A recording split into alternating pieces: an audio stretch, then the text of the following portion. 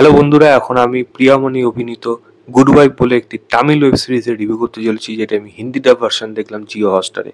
Director হলো রেভাতি। তো কেমন হলো এই সিরিজটা? এই সিরিজটা basically American show the good ওয়াইফের অফিসিয়াল তামিল রিমেক। যদিও অরিজিনাল শোটা আমার দেখা নেই, তবে হিন্দিতে একটা শো হয়েছিল, হটস্টারেই ছিল, বছর আগে এসেছিল, কাজল অভিনীত দ্য ট্রায়াল, সেটা আমার দেখা। এবং সেটা দেখে আমি বলতে পারি এই সিরিজটা এরকম কিরকম রিমেক হয়েছে। এক কথা বলতে গেলে ফ্রেম বাই ফ্রেম যেরকম রিমেক হতে পারে, এই সিরিজটার মধ্যে কিন্তু সেই জিনিসগুলো রয়েছে। কিছু জিনিস হয়তো আলাদা, বাট ম্যাক্সিমাম কিন্তু এখানে একই জিনিস আমি এখানে দেখতে পাচ্ছি। গল্প এখানে কি, এখানে প্রিয়ামানি যার হাজব্যান্ড একজন অ্যাডভোকেট জেনারেল, এবং তার উপর একটা অ্যালিগেশন আসছে, একটা লিক ভিডিও বেরিয়ে যাচ্ছে এবং তার উপর ব্রাইব খাওয়ার যে অ্যালিগেশন চলে আসছে, তার সেখান থেকে তার চাকরিও মানে বলতে গেলে তাকে বরখাস্ত করে দেওয়া হচ্ছে এবং তাকে জেলে পাঠিয়ে দেওয়া হচ্ছে। প্রিয়ামণি যে একসময় ভালো লয়ার ছিল, এখন সে সংসার করে এর সাথে, কিন্তু সে আবার তার লয়ার ফার্মে ফিরে যাচ্ছে, মানে তাকে সেই চাকরিটা পেতেও কষ্টকর হচ্ছে, বাট কোনোভাবে সে চাকরি পাচ্ছে। এবং কিভাবে তার স্বামীকে সেখান থেকে বার করতে পারছে, এবং এর মাঝখানে আরো কি কনস্পিরেসি ঢুকে রয়েছে।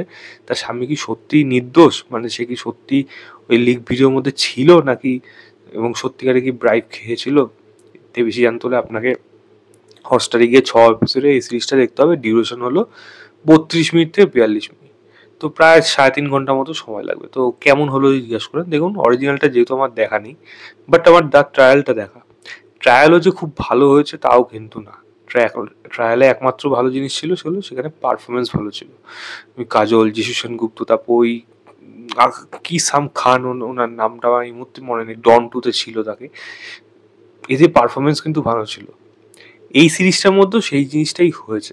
সিরিজটার মধ্যে পারফরমেন্স ভালো আছে, কিন্তু বাকি সিরিজের মধ্যে সেরকম কিছু নেই। তবে প্রথম দিক যেটা ভালো সেটা হলো অবশ্যই পারফরমেন্স বলবো। প্রিয়ামানি খুব সুন্দরভাবে অভিনয় করে গেছে এবং ক্যারেক্টারটা খুব ভালোভাবে মানিয়েছে। এবং প্রিয়ামানি এই ক্যারেক্টার খানিকটা ফ্যামিলি ম্যানের একটা অ্যাঙ্গেল ছিল, দেখুন একটা লাভ ট্রায়াঙ্গেলে একটা অ্যাঙ্গেল থাকে, মানে মনোজ বাজপেয়ী, প্রিয়ামানি আর সাতকিকার দিকে। তো এখানেও কিন্তু ওরকমই একটা অ্যাঙ্গেল রাখা হয়েছে, যদিও অরিজিনাল ওটাও ছিল, ট্রায়ালেও ছিল।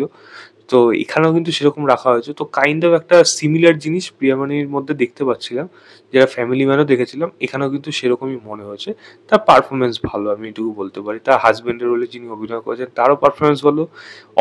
অফিস কালিগ, তার যে বন্ধু, প্রত্যেকেই কিন্তু পারফরমেন্স এখানে ভালো দিয়েছে। তো পারফরমেন্স নিয়ে কোনো খামতি নেই। বিজিএম এর কাজও এখানে ঠিকঠাক রয়েছে, মেকিং ওয়াইজ এটা ওকে, ঠিক আছে। এবং ডায়লগ বা যা ডায়লগ, মানে আমি সেরকমভাবে যে খুব পাওয়ার প্যাক কিছু ডায়লগ রয়েছে তা না, বাট কিছু কিছু জায়গায় কিছু ভালো ডায়লগ রয়েছে। হাজব্যান্ড ওয়াইফের মধ্যে কনভারসেশনের মধ্যে কিছু ভালো ডায়লগ রয়েছে, সেইগুলো ভালো লাগবে। বাট আদারওয়াইজ এর থেকে বেশি এই কাজটার মধ্যে সেরকম কোনো ভালো নেই। মেন কথা হলো এর মধ্যে অনেকগুলো সাবপ্লট রয়েছে, অনেকগুলো কেস ইনভেস্টিগেট হয়, সেইগুলো না যেভাবে দেখানো হয়েছে সেগুলো কিন্তু যথেষ্ট না, এনাফ না। মানে অ্যাটলিস্ট অনেকটুকু সময়ের মধ্যে ওইটুকু ভাবে ওরম ভাবে হয় না। এটা আরো ডিটেলের সাথে অনেক বড়, অনেক লেন্দি হওয়ার প্রয়োজন এইগুলো। ওপর দিয়ে দেখিয়ে দিলে সেগুলো যথেষ্ট হয় না। ল্যাক অফ এভিডেন্স বারবার মনে হচ্ছে, এভিডেন্সগুলো যেন হাতের সামনে চলে আসছে এবং সেগুলো খুব ইজিলি পেয়ে যাচ্ছে। এভিডেন্স কালেক্ট করা যদি বড় বড় মাথা যদি ইনভলভ থাকে, কি যে কষ্টকর সেটা যারা এই প্রফেশনাল রয়েছে তারা জানে। এবং সেরকম ধরনের যদি শো হতো তাহলে বলা যেত, বাট এই কাজটার মধ্যে সেরকম জিনিসই নেই। তো ইন ডেপথ রিসার্চে একেবারেই সেই জিনিসটা ভালো না, ইনভেস্টিগেশনও ভালো না।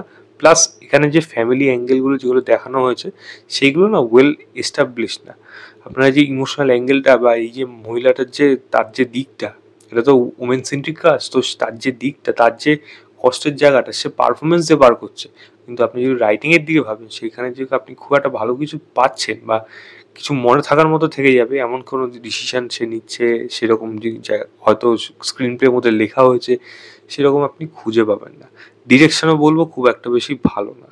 এবং যেখানে যে জায়গাটা শেষ করা হয়েছে, আমি তার ট্রায়ালও দেখেছি, ওখানে সেমভাবে শেষ, এখানেও কিন্তু ঠিক সেমভাবেই শেষ করা হয়েছে, যেটা আমার খুব একটা বেশি কিন্তু একেবারেই জমেনি। কারণ আপনি যদি পুরোই ফ্রেম বাই ফ্রেম অ্যাডাপ্ট করেন, তা আমার আরেকটা প্রশ্ন হলো হটস্টারকে নিয়ে। হটস্টার কি ভুলে গেছে না তাদেরই শো ছিল দ্য ট্রায়াল, যেটা 2 বছর আগে, সেটা আবার এই তামিলে বানানো হয়েছে, তাতে আবার হিন্দিতেও রিলিজ করা হয়েছে। তা দ্য ট্রায়াল তো অলরেডি হিন্দিতে অ্যাভেলেবেল আছে, তো আলাদা করে এই শোটা মানেটা কি? মানে এটা অদ্ভুত লাগলো, এরকম একটা প্ল্যাটফর্ম এরকম ভাবে ডিসিশন নিল। যাই হোক, ওটা হটস্টারে এসেছিল, এটা এখন জিও হটস্টারে রয়েছে। এটা যদি তাদের লজিক হয় তাহলে আলাদা ব্যাপার। যাই হোক, এরকম ছোটখাটো অন্যান্য অনেক দিক রয়েছে সেগুলো ডিটেল ডেপথের মধ্যেই থাকে, ক্যারেক্টার হোক, প্লট হোক, যেগুলো এখানে খুব একটা বেশি ভালো নেই, যার জন্য এই কাজটা আমার কাছে একটা বিলো অ্যাভারেজ কাজ হিসেবে থাকবে। আমি ম্যাক্সিমাম এটাকে 2 স্টার দেবো আউট অফ 5, জাস্ট পারফরমেন্সের জন্য। বাকিটা আপনারা দেখুন, দেখে জানাবেন আপনাদের কেমন লেগেছে। তো এই ছিল আমার ওভারঅল রিভিউ গুড ওয়াইফ বলে ওয়েব সিরিজটা। ভিডিওটা ভালো লাগে লাইক শেয়ার, চ্যানেলটাকে অবশ্যই সাবস্ক্রাইব করে দেবেন। বাই।